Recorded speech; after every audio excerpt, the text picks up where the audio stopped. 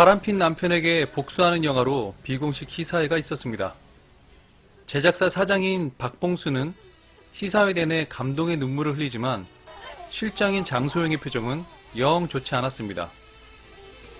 이둘은 사실 결혼한 지 5년 된 남편과 아내 사이였습니다.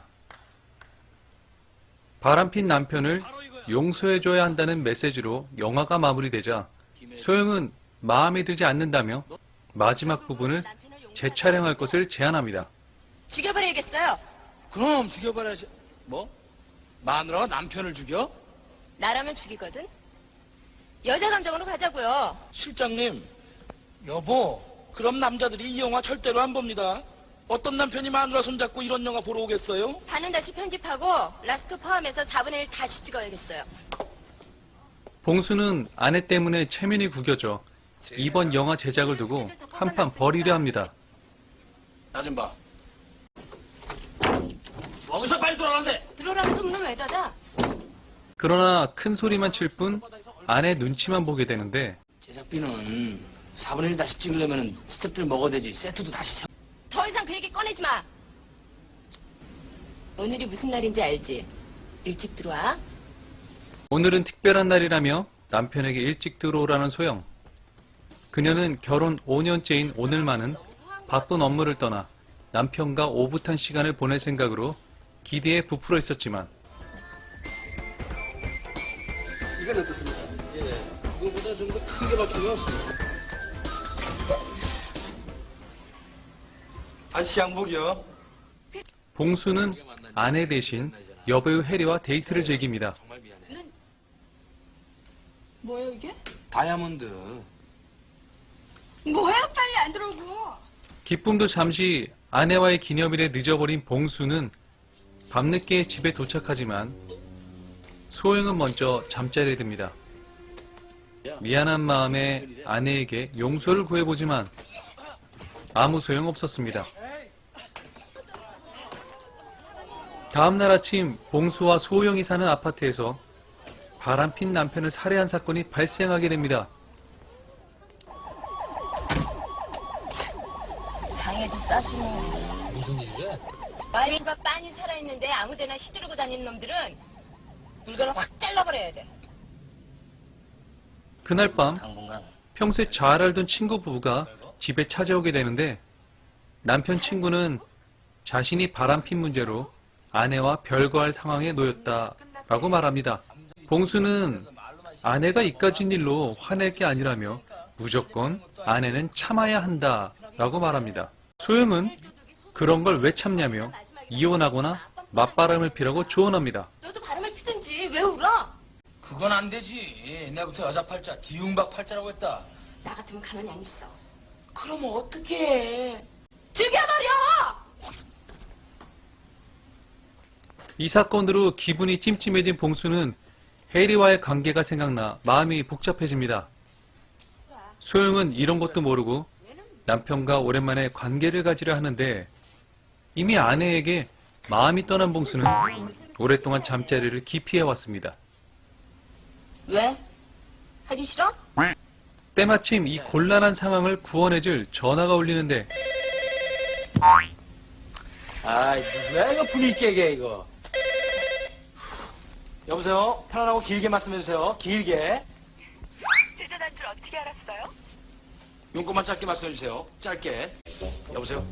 저 혜리란 말이에요. 그거 몇 번이나 말해야 됩니까? 전화번호면 안 돼. 그런 사람이 없다니까요. 네? 박숙자 그런 사람 알아? 없으면 없는지 알아야지. 뭘 어쩌란 말이야? 안 돼! 다음날 아침 의도적인 잠자리 기피와 무시에 화가 난 소영은 봉수와 다시 다툼을 벌입니다. 내가 너한테 뭐지? 마누라지. 하지만 봉수도 그동안 참아왔던 이야기를 꺼내게 됩니다. 그런 거 안 해도 살 수 있어. 그럼 넌 왜 또 비맸니? 같이 산 지 5년이다. 내가 그 정도 모를 줄 아니? 그래, 했어. 봉수는 진심으로 자신의 아기를 바라고 있었습니다. 하지만 소영도 아기 때문에 회사를 무능한 남편에게만 맡길 순 없었습니다. 날 닮은 아들 낳기 위해서 어느 날 소영이 영화 편집 문제로 바쁠 때 봉수는 점쟁이를 찾아가 점을 치게 됩니다. 점쟁이는 남편이 죽던지 아내가 죽던지 둘 중 한 명이 죽어야 한 명이 제명까지 살 수 있다고 말해줍니다. 이날 이후로 봉수는 아내를 진심으로 죽기를 바라게 됩니다.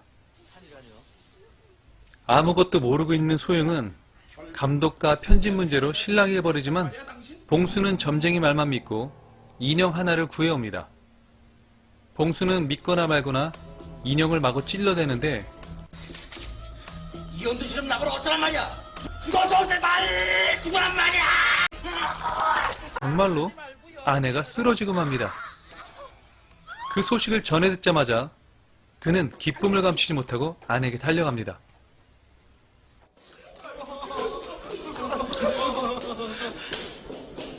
김 감독 생각에는 살아날 가능성이 있다고 생각하나? 아닙니다. 수고했어요. 자, 빨리 가보세요.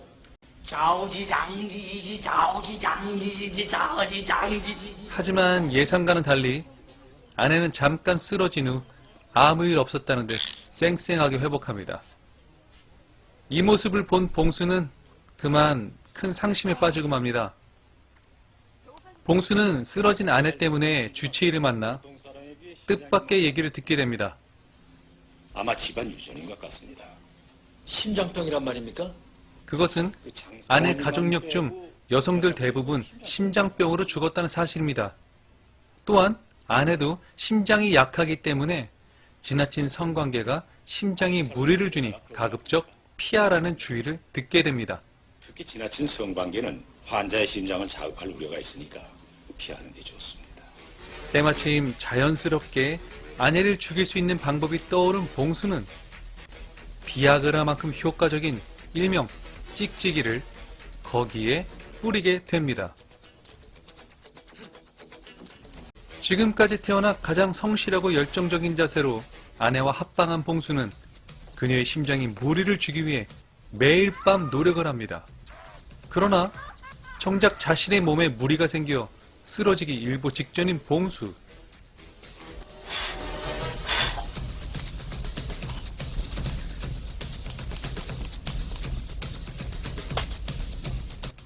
또 당신 괜찮아? 당신 정말 괜찮냐고.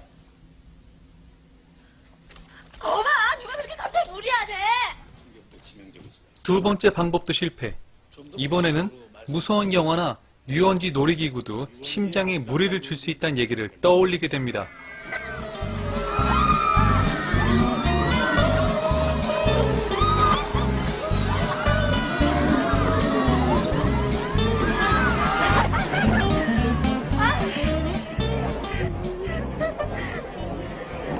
그만 더 타자. 이 역시 실패. 또다시 상심한 봉수는 잠시 쉴 겸 휴게소에 들리게 됩니다.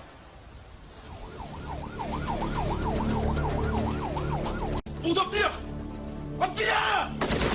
마침 소변을 보는 중 어디선가 총성이 들리는데 알고 보니 탈영병이 자기 아내를 인질로 농성 중이었습니다.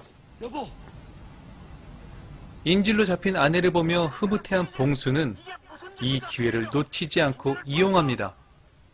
자네는 3대 덕자 외아들 아닌가? 어? 야, 임마! 너 죽고 싶어서 환장했어! 시사하게 인질 잡고 뭐 하겠다는 거야? 군인 정신이 그거밖에 안 되나? 야, 풀어! 빨리 인질 풀어줘! 여보, 걱정하지 마! 내가 구해줄게! 야, 이 새끼야, 이거나 먹어라! 이미 저격수들을 배치해놨으니 설득에 실패하더라도 인질은 구할 수가 있습니다. 여보, 걱정 마! 저격수를 대체했대! 너 임마 각오해! 다 끝났어! 야, 임마! 가짜 수류탄 갖고 쇼하지 마라, 임마! 저 수류탄 진짜입니다. 진짜요? 근데 저 수류탄 화력은 확실하겠죠? 혹시 불발탄이나 불량품이면 수류탄의 위력까지 확인한 봉수는 안심하며 더욱 탈영병의 화를 돋게 만드는데 뭐 하는 겁니까? 돈 모르십니까? 반말하지 않습니까, 저놈이? 아내 죽이려다 자신이 죽게 될 상황. 봉수는 어쩔 수 없이 아내 대신 인질이 되고 맙니다. 어쩌다 보니 봉수는 탈영병이 고무신 거꾸로 쉬는 여자친구 때문에 이런 일을 벌인 걸 알게 됩니다. 그는 세상에 깔린 게 여잔데 그 정도 일로 탈영하냐고 말하다 얼차례도 받게 됩니다. 네. 머리치! 대가리 박어. 네. 군인 아저씨, 그렇게 얘기했는데도 몰라? 자고로 여자는 액세서리 같은 존재야. 이 여자라는 게 참 웃기는 거라고. 아니, 처음엔 좋지. 시간 지나면 말 많아지지. 잘난 체하지. 아까 네가 저 여자 죽여주길 바랬다. 뭐야? 너도 더 늦기 전에 정신 차려, 임마! 기권에 쫓아가는 게 여자야! 액세서리! 내 힘 주고 더 크게, 임마! 액세서리! 그런데 어찌하다 보니 탈영병이 봉수의 설득에 넘어오게 됩니다. 대가리 봐. 이렇게밖에 못하! 결국 이번 일도 다 실패로 끝나자 봉수는 최후의 수단으로 전문 킬러를 고용하게 됩니다. 처음엔 그냥 걸었답니다. 비도 오고 해서 그랬답니다. 오랜만에 빗속을 걸으니 옛 생각도 났었다고 그러더군. 잔금은 일이 끝나는 즉시 스위스는 구좌에 입금시키시오. 실수는 없겠죠. 난 실수를 용납하지 않소. 그는 아내와의 5년 전 만남을 기념할 겸 특별 이벤트가 있는 척 소영을 먼저 집에 들여보냅니다. 오랜만에 우리만의 시간을 갖자고. 최후의 만찬. 최후의 만찬? 거기에는 약속대로 킬러가 침입하기로 되어 있었습니다.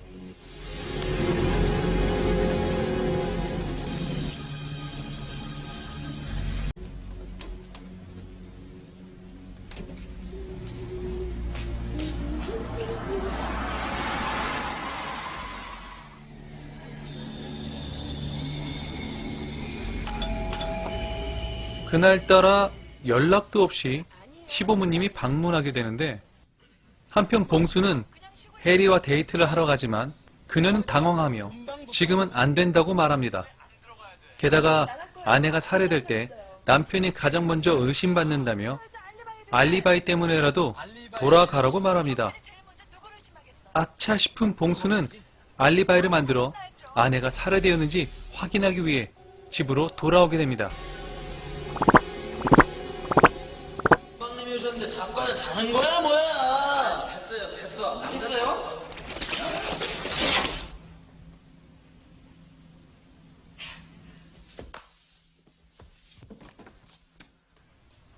이때다 싶어 킬러는 일단 이 상황에서 물러납니다.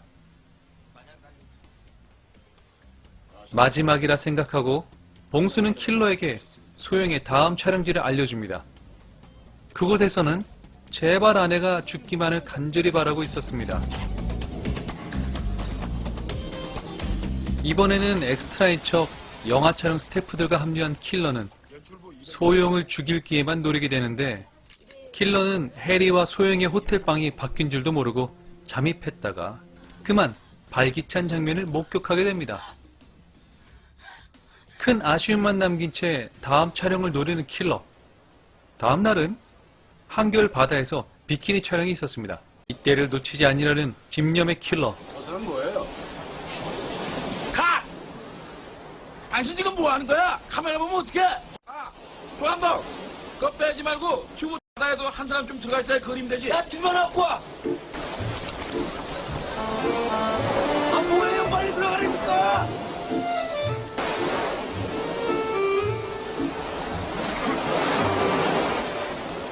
또다시 암살에 실패한 킬러. 하지만 그에게 포기란 없었습니다. 뭐만 요구세. 늦었어. 집념의 킬러는 구겨진 체면도 잊은 채 계속 그녀를 죽일 기회만 노립니다. 같은 시간 봉수는 아내가 죽을 것을 미리 축하하며 자유를 만끽할 준비를 하는데 우연히 옷장에서 아내의 임신 진단서를 발견하게 됩니다. 5년 동안 피임하던 아내가 임신이라니. 그는 그렇게 바라던 아내의 임신 소식에 단번에 촬영지를 향합니다. 한편 킬러인지 F킬러인지 도무지 알 수 없는 이 양반. 드디어 소영을 죽일 절호의 기회를 얻게 됩니다. 왜 이래 당신? 저기 소영은 킬러의 공격에 당황했지만 자신을 죽이라고 사주한 사람이 누구인지가 갑자기 궁금해졌습니다. 왜 날 죽이려고 하지? 진정한 프로는 고객의 비밀을 절대 밝히지 않는다. 당신 남편 부탁받았어. 내 남편이 그럴 리가 없어. 킬러가 거짓말하는 거 맞지? 가조한 사람이 남편이란 사실에 큰 충격에 빠진 그녀는 어떻게든 킬러의 손에서 벗어나기 위해 도망치기 시작합니다. 가까스로 킬러를 물리치고 살아남은 소영, 그리고 때마침 나타난 봉수. 이 둘의 운명은 어떻게 될까요? 1994년작 영화 마누라 죽이기. 남편을 마누라를 죽인다는 다소 섬뜩한 소재를 코믹하게 풀어낸 이 영화는 박중훈, 최진실의 명콤비에 킬러의 허당까지 잘 버무러진 당대 최고의 코믹 영화였습니다. 킬러와 봉수가 주고받은 대사 중 일부는 가수 임종환의 처음엔 그냥 걸었어 라는 90년대 히트곡 가사이기도 합니다. 당시 가부장적 시대에 여성 인권 향상을 위한 변화와 노력은 있었지만 여전히 가정이나 회사에서 차별당한 여성들, 그런 여성들에게 남편을 휘어잡고 회사의 권력을 행사할 수 있는 장소영이라는 캐릭터는 대리만족을 주기에 충분했습니다. 리뷰에는 빠졌지만 이 영화를 끝까지 본다면 속 시원하게 만드는 코믹한 장면들도 더 볼 수 있습니다. 1990년대 폭풍처럼 밀려오는 외화 속에서 한국 영화의 자존심을 지켜준 마누라 죽이기. 이 영화 보며 마음껏 웃던 그때의 추억을 되살려보는 건 어떨까요? 지금까지 캡틴 람이었습니다. 순 은이래. 두 돈이야.